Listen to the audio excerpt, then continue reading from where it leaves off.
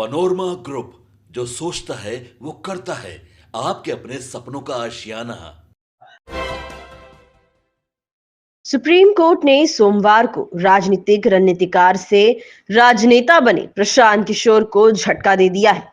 Court ने उनकी Jan Suraaj party की ओर से 13 नवंबर को होने वाले बिहार उपचुनाव को स्थगित करने का अनुरोध करने वाली याचिका खारिज कर दी है। जस्टिस सूर्यकांत और जस्टिस उज्जवल भुइयां की पीठ ने कहा है कि निर्धारित उपचुनावों में हस्तक्षेप करने के लिए बहुत देर हो चुकी है। इसे नीतिगत मुद्दा बताते हुए शीर्ष अदालत ने कहा कि अदालतों को ऐसे मामलों में हस्तक्षेप नहीं करना चाहिए और कहा कि बिहार उपचुनाव के लिए सभी इंतजाम कर लिए गए हैं।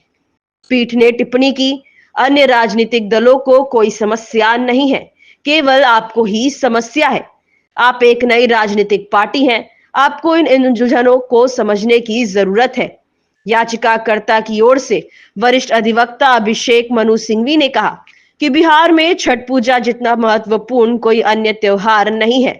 जनसुराज को फटकार लगाते हुए पीठ ने यह भी कहा कि किसी अन्य पार्टी को मतदान की तिथि से कोई समस्या नहीं है, लेकिन सिर्फ आपको है।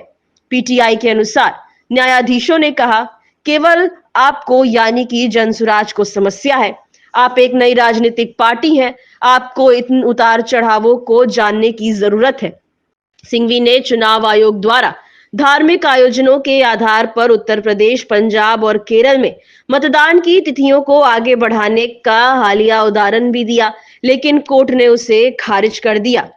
बता दें, पार्टी ने कहा कि उत्तर प्रदेश, पंजाब और केरल में चुनाव की तारीखों में निर्वाचन आयोग द्वारा धार्मिक आयोजनों के आधार पर आगे बढ़ा दी गई है, जबकि बिहार उपचुनाव में छठ पूजा त्योहार के बावजूद ऐसा नहीं किया गया। रामगढ़, तरारी, बेलागंज और इमामगंज विधानसभा सीटों पर 13 नवंबर को वोट डाले जाएंगे।